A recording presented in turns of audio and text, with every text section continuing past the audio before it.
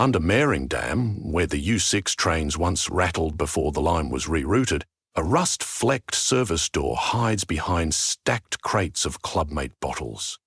Few passengers suspect that behind it, a second Berlin wakens at midnight. A labyrinth of decommissioned platforms flooded by two things the city never runs out of: bass and myth. Tonight, the door yawned open for Jana Kroll. Stage name Pharaoh Klangher, boots skidding on gravel as she hauled a battered flight case down the staggered concrete steps. The air smelled of damp limestone and aerosol paint, with a metallic aftertaste that reminded her of struck iron. She lived for that taste. In it lay the promise that something new might be forged out of the dark. Malik waited at the bottom landing, headlamp flickering on the piercings along his brow. "Cutting it close, Drut," he said, using her skatepoth nickname. Why? Because she once rewired a PA with a hairpin. "I had to check the grooves," she answered, tapping the case. "Fresh pressing." "Runes again?" "Real ones this time, Elder Futhark, straight off my grandmother's embroidery patterns." He exhaled a low whistle. "Let's hope the elementals are in a good mood." They pushed past curtains of electrical cable and arrived in Stollennull, the main chamber. It had been a ghost station. Now it was a rave cave, lined with LED vines, old U-Bahn signs wired as strobes, and a mural of the Reichstag dissolving into waveforms. Maybe 200 ravers already bounced on the platform. The rail trench below was a sea of burned sage sticks and half-melted candle cores still glowing from the last party. The house DJ was finishing a grime set. The crowd's roar ricocheted against tile and came back as thunder. Jana climbed into a cage of scaffolding welded over what used to be a conductor's booth. Her throne. Twin Technics 1200S wired into a museum-era analog mixer Malik had cannibalized from the funk house. She unlocked the flight case. Inside rested 4 12-inch vinyl records, a millimeter thicker than ordinary wax. Their surfaces shimmered with hair-thin silver sigils, runes nested inside runes like filigree. Malik's custom lathe had cut them, but the etchings came from Jana's own chalkwork in the dead plate before it cooled. "Check levels," Malik said, plugging into the house racks. Jana slid on silver headphones whose ear cups she had lined with hematite dust, soundproof against stray intent, and thumbed the decks. The runes faintly glowed, as if remembering sunlight. That was normal. They held resonance. She closed her eyes, synced breathing to the 4/4 kick still rumbling from the previous track, and listened beneath it, far beneath, to a trembling other frequency. The elementals were already near, snacking on the crowd's anticipation like bees on spilled soda. "Your show," the grime DJ whispered, stepping down. Lights cut. Smoke machines belched.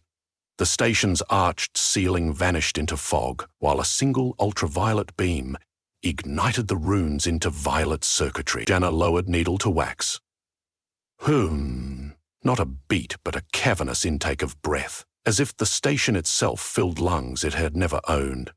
Runes sparked along the record's circumference, and a translucent spear of turquoise sound leapt from the groove, flicked above the tone arm, and burst into a cloud of dancing sigils that rained over the dancers.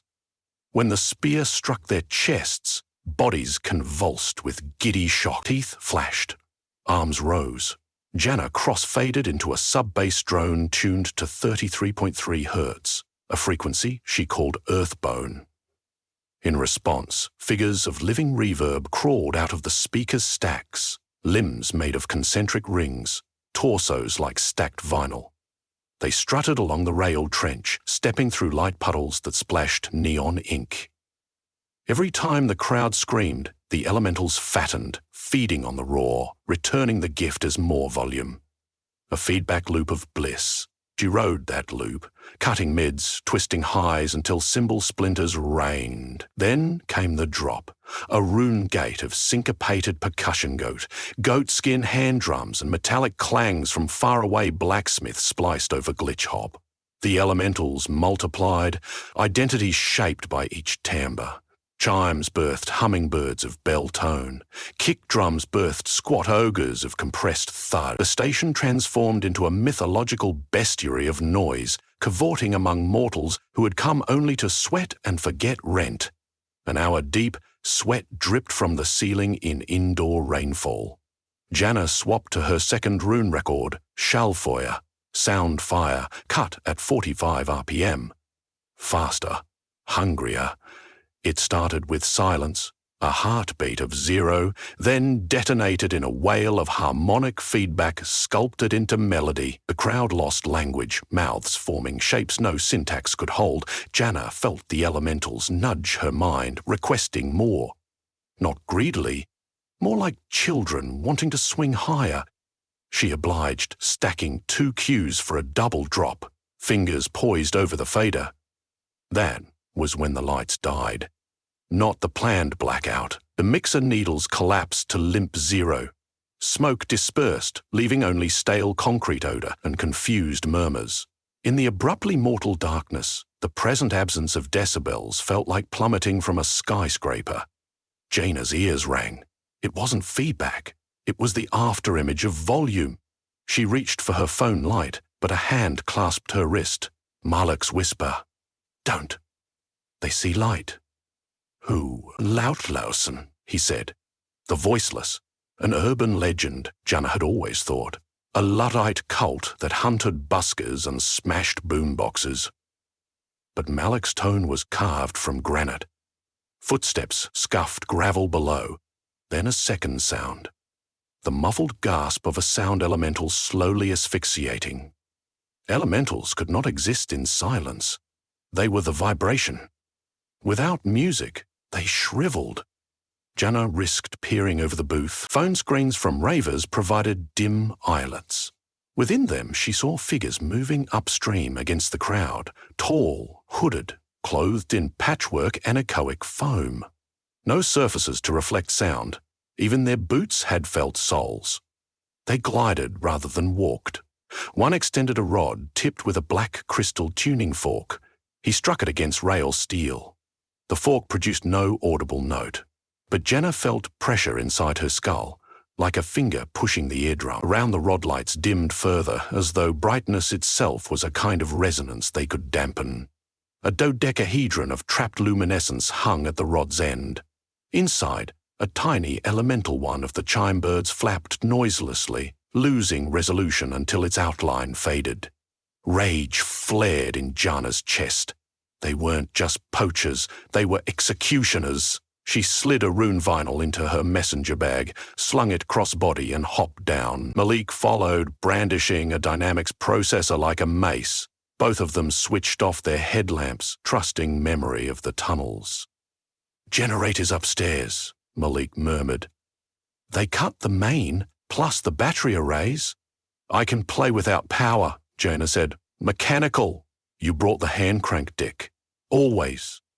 Their best chance was the overflow tunnel, where stolen Null's drone ambient room lay dormant tonight. It had a small fire exit stair connecting to the street.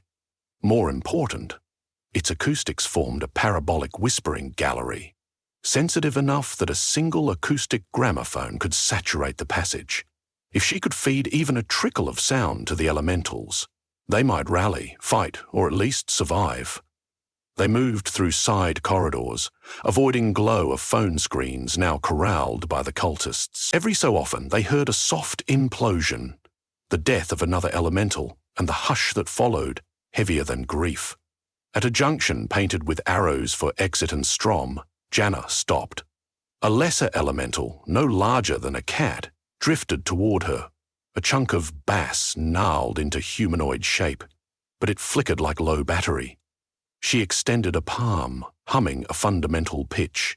The elemental climbed onto her shoulder, snuggling against her pulse. That one is half gone, Malek said. Half is enough for resonance. They reached the ambient chamber. Unlit tea lights formed rings on the floor. The parabolic roof, built by Kaiser engineers for perfect echo, towered like an underground basilica. Jana kneeled, unzipped the emergency deck, a portable turntable with a brass horn and crank like a music box. something she'd hacked from a 1920S phonograph. No amp required, physics only. She withdrew the last untouched rune disc, Rausch Watch, Riot Watch, etched not just with runes but also with counter-runes, symbols of void between notes. Her grandmother's research said they could mold silence itself. She hadn't dared play it. Malik swallowed. If Laulison run on null decibels, maybe those runes are their language. Then I'll speak it louder than they ever could, she set needle. But before she cranked, swaths of darkness seeped into the room like ink poured into water. 3 cultists entered, forks raised. Amid them loomed a taller figure wearing a mask fashioned from a cut-up speaker cone, a twisted irony. Janna recognized the silhouette from Rune, Der Dimpfer, the muffler, high priest of hush. He gestured and sound vanished further. Janna couldn't hear her own heartbeat. She felt her mouth open in instinctive scream, yet sensed nothing. The elementals on her shoulder tried to vibrate, wings flapping invisibly, but was stilled. Der Dimpfer stepped closer. In his gloved hand, pliers sized for vinyl. He meant to shatter the disc. Jenna's fury found a loophole. Silence isn't the absence of will. She wound the crank, teeth clicking, each click a mechanical whisper. The record spun, needle-kissed groove. First came a single pulse ultra-low, infrasonic, unfazed by the cult's dampening rods. The parabolic ceiling gathered it, folded it, hurled it back, amplified. Air turned viscous. Dust fell like confetti. Der Dimpfer swung his fork, but Janna backspun the record. This time the pulse unfolded into harmonic overtones arranged in the overtone series of A minor. Where the cult tried to subtract vibration, the runes inverted the vector, converting void to sound. A shriek of negative amplitude filled the chamber. A roar felt in bones, but still technically silence. A mirror of noise. The cultists faltered. Their foam hoods quivered, seams ripping as captive nothingness escaped. Sound elementals blossomed out of the ruptures, newborn from vacuum itself. They swirled to Janna's side, drawn to the gramophone's horn like bees to a queen. Malik hooped, his voice returned. Other ravers farther down the tunnel heard and began chanting, Pharaoh clang, Pharaoh clang. Their voices shoehorning air back into rightful tremor. Der Dimpfer bellowed wordlessly, a paradoxical break of his own creed, and lunged. Janna slid under his arm, record still spinning, and let the bass elemental, perched on her shoulder, leap. It dove into Der Dimpfer's fork and detonated, producing an audible pop as silence shattered. The crystal fork spiderwebbed, releasing imprisoned chime birds that immediately swelled into a chorus of sparkling notes. Light sprang up. Malik had restored a portable LED panel. Elementals drank photons, growing larger, forming phalanx glittering with waveform armor. Move, Malik yelled. They dashed into the train tunnel, record clamped against Janna's chest. Behind them, the cult regrouped, maybe a dozen strong. Their footsteps made no noise. Habit. Yet their faces now betrayed emotion, no longer smug but frantic. For them, the return of noise was an existential toxin. Janna sprinted along the railbed. Ahead, the main station still suffered blackout.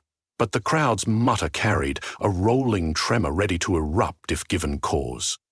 She needed to plug the revival into that mass. She spied the sub-panel where power cables forked. Laulison had sliced them clean, but not removed them. Malik handed her a pair of alligator clips and a car battery he'd lugged from the ambient room. 20 minutes of juice, he said. 3's enough. Jaina balanced record on forearm, clipped battery leads to the main, sparks flying. A strip of LED lace along the ceiling flickered, regained pulse. The Technics booth, on a separate inverter, coughed to life. Speakers groaned with appetite. The cult emerged from the corridor, forks now wielded like spears. Janna shoved Malik toward the booth. Loop the earthbone frequency on deck 1. I'll feed it. He complied, fingers dancing. The first sub-bass wave rolled out, thick as tar, clinging to sleepers and tiles. Ravers looked up, hope rekindling. They began stomping, palms against pillars, anything to add percussion. Jana climbed a stairwell halfway to the defunct mezzanine, the better to oversee both crowd and invaders. She removed Rauschwerk from the wind-up deck and transferred it to the live technics. Cymbal met sapphire stylus. Sound exploded. Not random noise, but a polyrhythmic map of Berlin. S-Bahn clacks, Turkish market bargaining, bicycles over cobblestone.